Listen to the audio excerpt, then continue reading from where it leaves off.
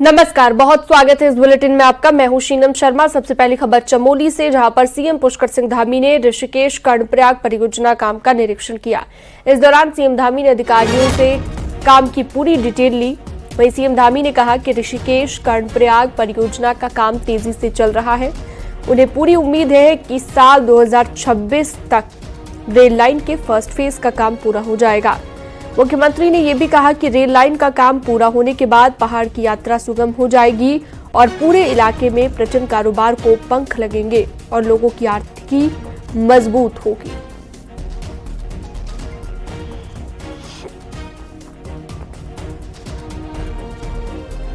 एक अलग प्रकार की रेल योजना है और इस रेल योजना के लिए, इसकी स्वीकृति के लिए मैं आदरणीय प्रधानमंत्री श्री नरेंद्र मोदी जी का बहुत धन्यवाद करता हूं, देवभूमि उत्तराखंड की जनता की तरफ से। इसका काम तेज़ी से चल रहा है, लेकिन आप सब देख रहे होंगे कि पहाड़ों के बीच से टनल बनाना और उस पर फिर सब और काम करना बड़ा कठिन काम है। लेकिन उसके बावजूद भी हमें उम्मीद है कि 2026 तक इसका प्रथम फेज चालू हो जाएगा, 2026 के अंत तक, और बाकी काम भी तेज़ी से चलेगा।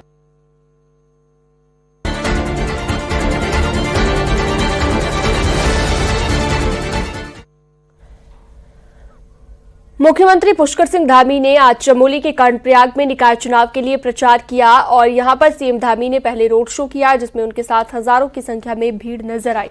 सीएम धामी ने कार्यक्रम स्थल तक पैदल मार्च किया और उनके पीछे भारी भीड़ भी नजर आई।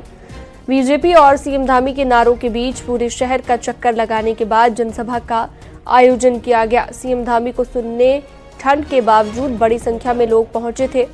मुख्यमंत्री धामी ने लोगों से बीजेपी को वोट देने और बीजेपी प्रत्याशियों को जिताने की अपील की, ताकि ट्रिपल इंजन की सरकार के साथ काम हो सके।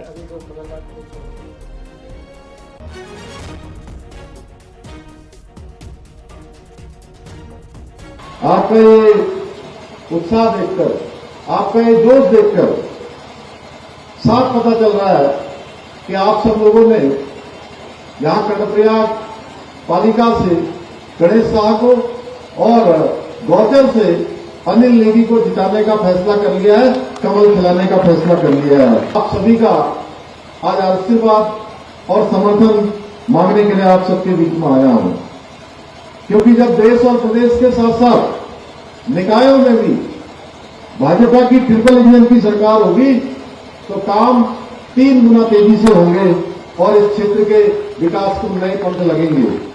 भाइयों बहनों, आदरणीय प्रधानमंत्री मोदी जी ने यही बाबा केदार की भूमि से कहा था कि 21वीं सदी का तीसरा दशक उत्तराखंड का दशक होगा। कोटद्वार में कैबिनेट मंत्री सुबोध उनियाल ने एक विवादित और आपत्तिजनक बयान दिया है, जो कि अब वायरल हो रहा है, जिससे कोटद्वार का राजनीतिक माहौल भी गर्म हो गया है। कोटद्वार की सामान्य सीट पर कांग्रेस ने महिला प्रत्याशी को उतारा, जिस पर तंज कसते हुए सुबोध उनियाल ने कहा, कांग्रेस में कोई मर्द नहीं बचा है, इसलिए महिला को मैदान में उतारा गया और कांग्रेस ने पहले ही हार मान ली है। कांग्रेस के प्रत्याशी रंजना रावत ने इसे महिलाओं को सीधा सीधा अपमान करार दिया है और कहा है कि स्पीकर रितु खंडूरी के विधानसभा क्षेत्र में ऐसी बात कहना शर्मनाक है। देखिए, पहली हार तो कांग्रेस ने वहां पर मान ली। कांग्रेस को कोई मर्द मिला ही नहीं भाई के काम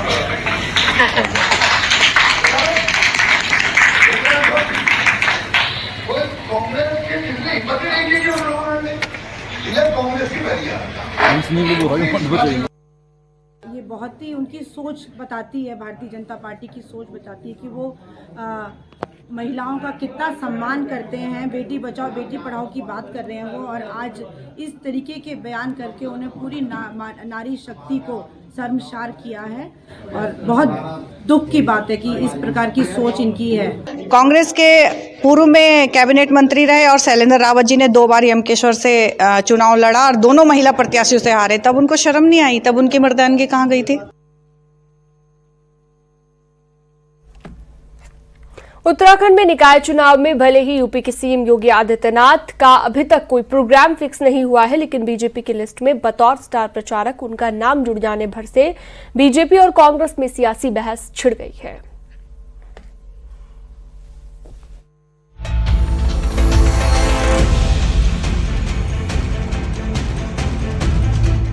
निकाय चुनाव के लिए उत्तराखंड बीजेपी ने 40 स्टार प्रचारकों की जो लिस्ट जारी की है, उनमें एक नाम यूपी के सीएम योगी आदित्यनाथ का भी है।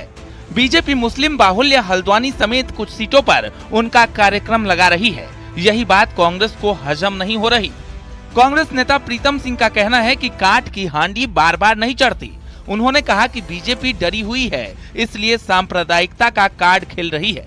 भाजपा ने जो है प्रदेश से बाहर उत्तर प्रदेश के मुख्यमंत्री को भी स्टार प्रचारक बनाया, तो भाजपा डरी हुई और सहमी हुई है।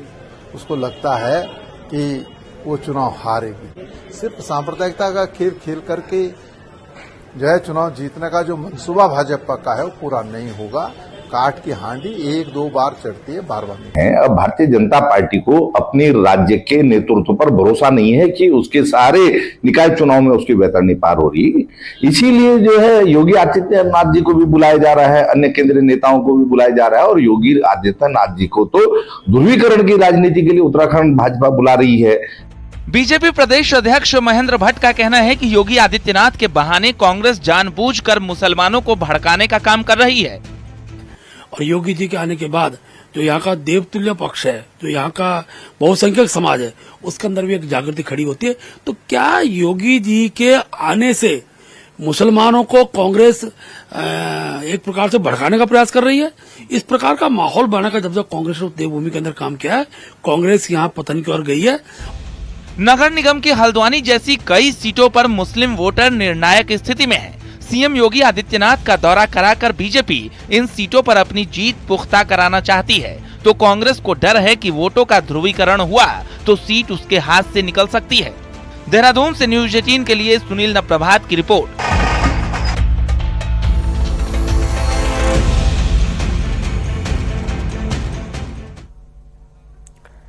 कांग्रेस ने पिथौरागढ़ में एक चुनावी जनसभा के साथ ही रैली निकाली और इस दौरान पार्टी के प्रदेश अध्यक्ष करण महरा, पूर्व सांसद प्रदीप टम्टा सहित कई नेता मौजूद रहे।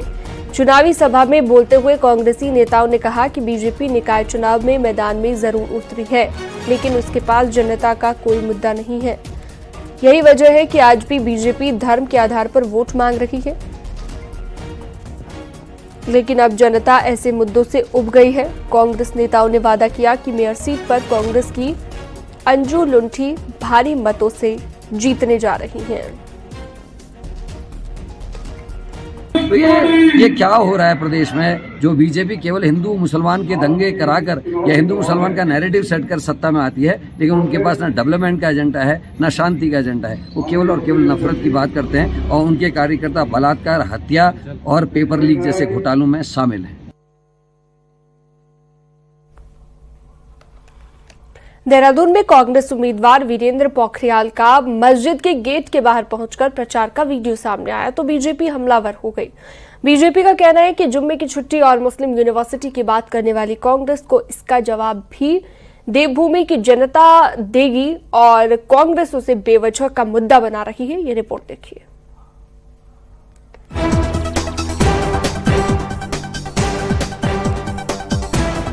निकाय चुनाव प्रचार खत्म होने से 10 दिन पहले और राम मंदिर की प्राण प्रतिष्ठा के 1 साल पर ये वीडियो सामने आया है।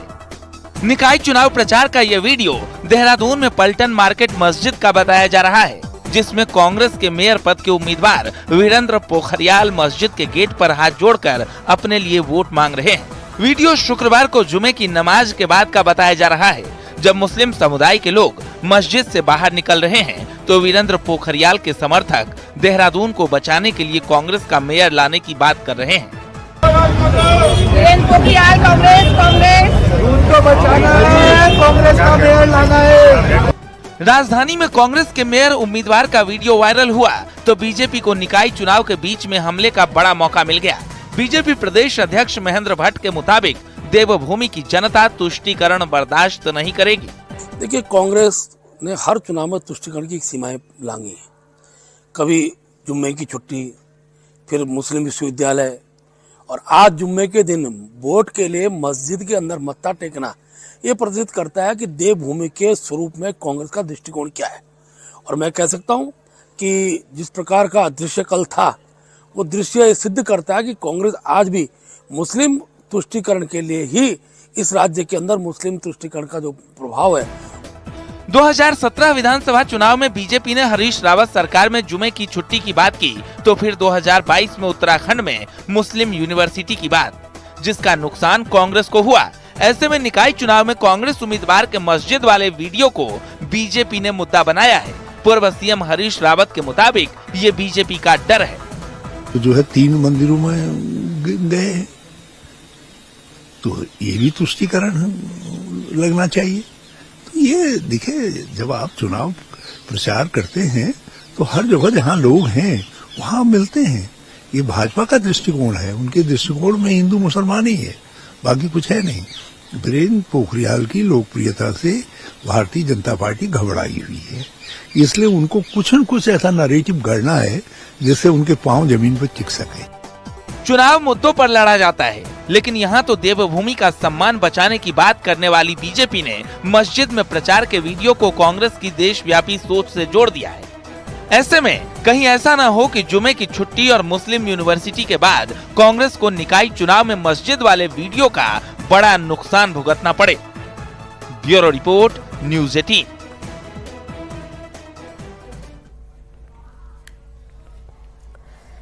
शहर के सटीक समीकरण में आज बात होने जा रही है बागेश्वर नगर पालिका की। तो यहां पर बीजेपी कांग्रेस के साथ ही एसपी और तमाम निर्दलीय उम्मीदवार चुनावी अखाड़े में हैं। अब यहां पर जनता की जरूरतें क्या हैं और शहर के मुद्दे क्या हैं, आप भी देखिए रिपोर्ट में।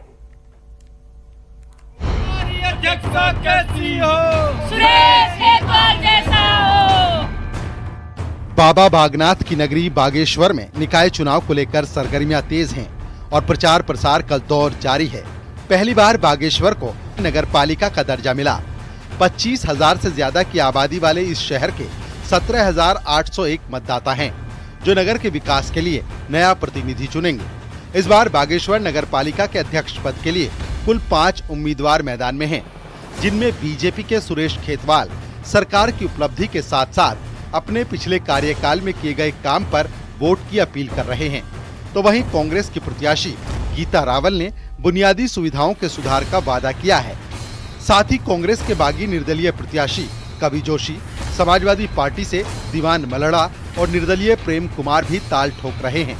जनता का पूरा विश्वास है, सुरेश खेतवाल पर विश्वास कर रहे हैं। जो विकास हमने किए हैं उनको देख रहे हैं, और आने वाले अगर हमें विजय हम होते हैं तो हम सभी वार्डों को साथ लेते हुए पूरे नगर क्षेत्र में अन्य कार्य जो बचे हुए कार्य हैं उनको भी करेंगे। हमने यहाँ पर लोगों की समस्याएं सुनी और उनकी समस्याओं से अवगत हुए और मुझे बहुत अच्छा समर्थन मिला। मुझे भरोसा है कि मुझे यहाँ के लोग सहयोग करेंगे और अपना समर्थन देंगे। जनता की हर आवाज उठाने का काम किया है मैंने लगातार, वही जनता मुझे इस अध्यक्ष पद के लिए जीत कर नगर पालिका अध्यक्ष पद के लिए बैठाएगी। बागेश्वर में प्रचार के बीच शहर की जनता स्थानीय मुद्दों के साथ साथ सुविधाओं, स्वच्छ पर्यावरण और ठोस विकास की मांग कर रही है। साथ ही बिजली, पानी, सड़क, शौचालय, पार्किंग और महिला सुरक्षा भी बड़ा मुद्दा है। मुद्दे तो बहुत हैं, लेकिन कुछ मुद्दे एक ये है कि बागेश्वर जो नगरी है एक धार्मिक नगरी है। इसको फोकस करते हुए एक ही चीज होनी चाहिए कि यहाँ पर धार्मिक नगरी को किस प्रकार से ऐसा इसका रूप और आकार बनाया जाए कि जिससे यहाँ पर बाहर से श्रद्धालु और पर्यटक आए और व्यवसाय बढ़े, स्थानीय व्यापारियों को जिससे लाभ मिल सके। अभी तक तो ऐसा कुछ लाभ नहीं मिल रहा है, लेकिन इस तरह से कुछ नई योजनाएं बने कि व्यापार भी बढ़े और यहाँ पर पर्यटन भी खूब आए। आ रही है भाजपा, छा रही है भाजपा, हमारा चेयरमैन कैसा हो, सुरेश खेतवाल जैसा हो। ये चुनाव सिर्फ नगर पालिका का नहीं है, बल्कि ये तय करेगा कि बागेश्वर नगर के विकास की दिशा क्या होगी। मुद्दे बड़े हैं और चुनौतियां भी। अब देखना होगा कि जनता किसे अपना आशीर्वाद देती है। हमारी अध्यक्षता कैसी हो, गीता रावल जैसी हो। न्यूज़ 18 के लिए बागेश्वर से सुष्मिता थापा की रिपोर्ट।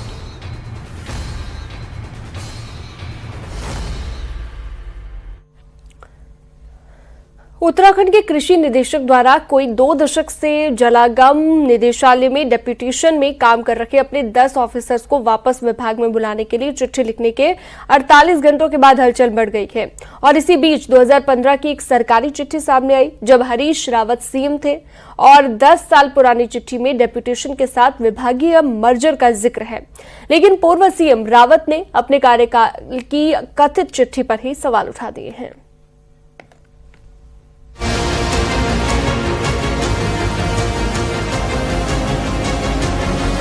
अपनी स्क्रीन पर इन 2 सरकारी चिट्ठियों को देखिए। एक चिट्ठी 48 घंटे पहले कृषि निदेशक ने लिखी है जिसमें 10 अफसरों का जिक्र है जो 18 से 20 सालों से जलागम विभाग में डेप्यूटेशन पर काम करने गए थे लेकिन लौट कर आए नहीं।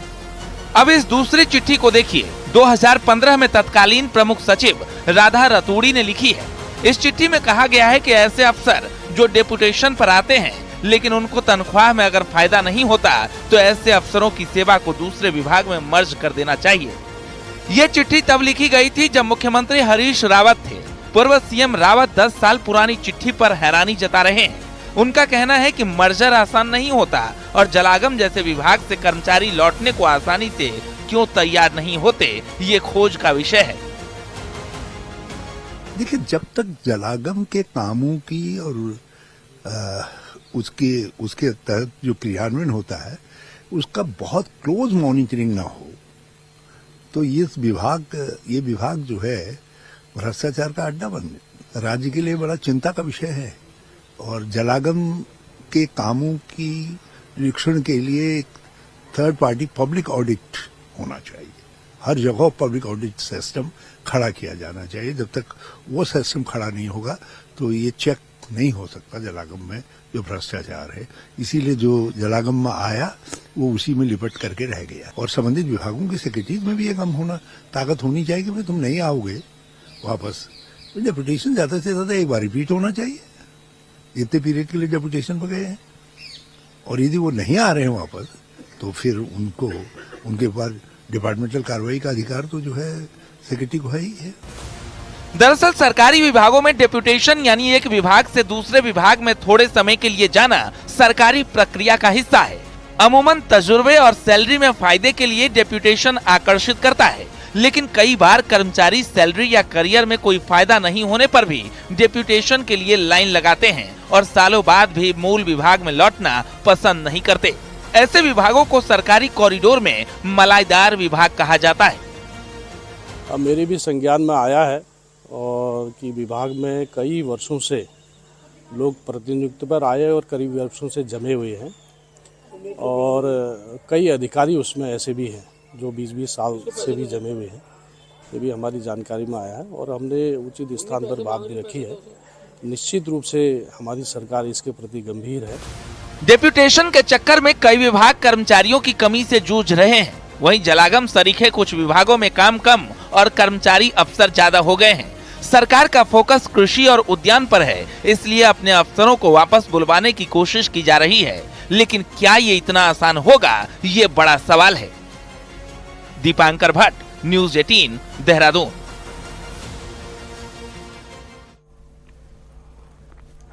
मुख्यमंत्री पुष्कर सिंह धामी की पहल पर रविवार को पहला अंतर्राष्ट्रीय उत्तराखंडी प्रवासी सम्मेलन आयोजित होने जा रहा है।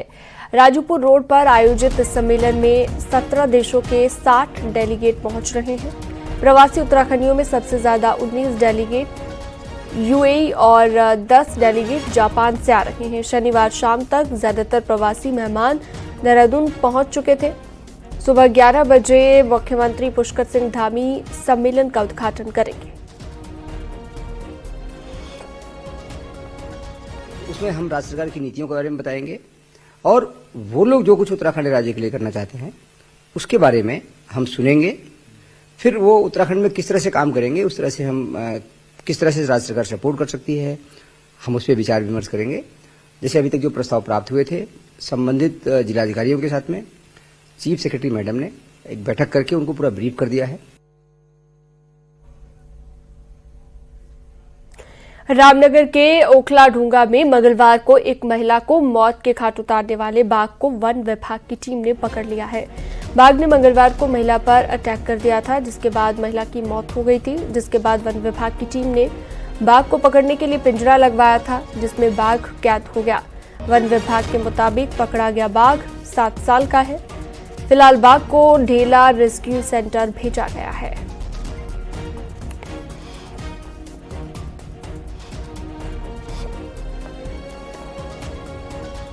देर रात सबकी ये प्रयास से वो अराउंड 10:30-11 o'clock ये टाइगर कैप्चर हो गया, हमारे केज में ही कैप्चर हो गया। उस टाइगर को हमने ढेला रेस्क्यू सेंटर भेज के अभी वहां पे उसका चिकित्सा चल रही है।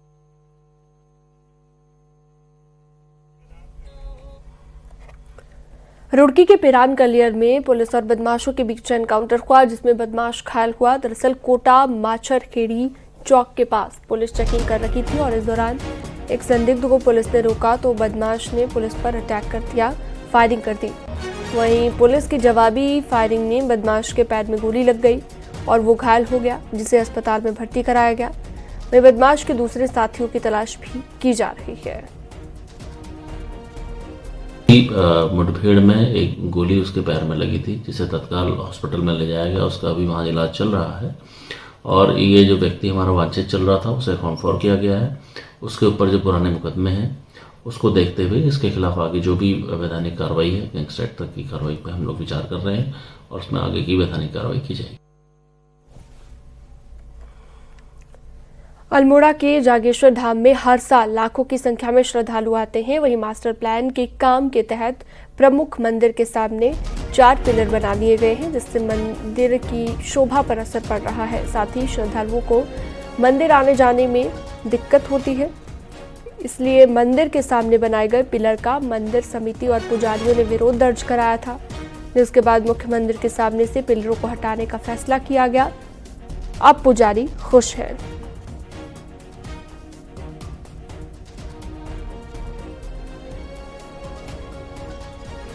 सबसे पहले तो कहीं भी मंदिर में हम जाते हैं, केदारनाथ, बद्रीनाथ, कहीं भी जाएं तो मंदिर के आगे से जो मुख्य मंदिर होता है उसके आगे से सब पूरा खुला होता है। इससे मंदिर की शोभा भी ढक रही है और आने वाले श्रद्धालुओं को दिक्कत भी हो रही है। जैसे बहुत ज़्यादा भीड़ हो जाती है तो लोग यहाँ पे अच्छे से यहाँ पे लाइन वगैरह में दिक्कत होती है और जो ध्यान वगैरह करते थे लोग यहाँ पे बैठ के मंदिर के आगे से, उसमें भी लोगों को दिक्कत आ रही है।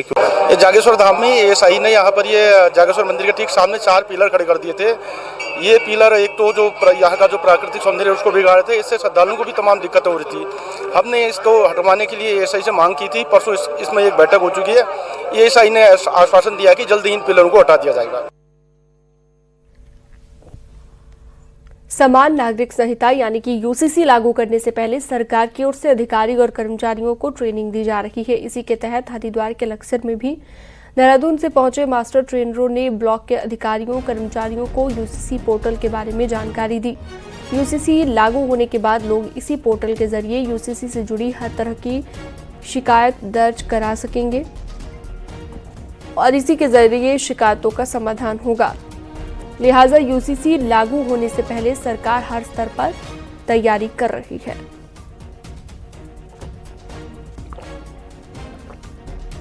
जिसमें यूसीसी पोर्टल के बारे में जानकारी दी जा रही है। उस पोर्टल में नागरिकों के लिए भी कंप्लेंट दर्ज करने के लिए एक ऑप्शन है और दूसरा जो अधिकारी और कर्मचारी हैं जिनको उप रजिस्ट्रार, सब रजिस्ट्रार और रजिस्ट्रार बनाया गया है, वो भी आज ट्रेनिंग ले रहे हैं। जितना भी आपका बिल को लेकर संबंधित पंजीकरण होते हैं उनके ऑनलाइन पंजीकरण की इसमें पूरी एक स्ट्रीमलाइन करा गया है, ऑनलाइन किया गया है। ठीक है, जब भी मतलब कोई भी मतलब जब यूसीसी लागू हो जाएगा तो उसके बाद जो पंजीकरण होगा वो डायरेक्ट ऑनलाइन होगा। कोई भी सिटीजन अपना ऑनलाइन ऑफलाइन तरीके से अपना पंजीकरण करके अपना सर्टिफिकेट जनरेट कर सकता है। और रुकने एक ब्रेक के लिए फौरन लौटेंगे।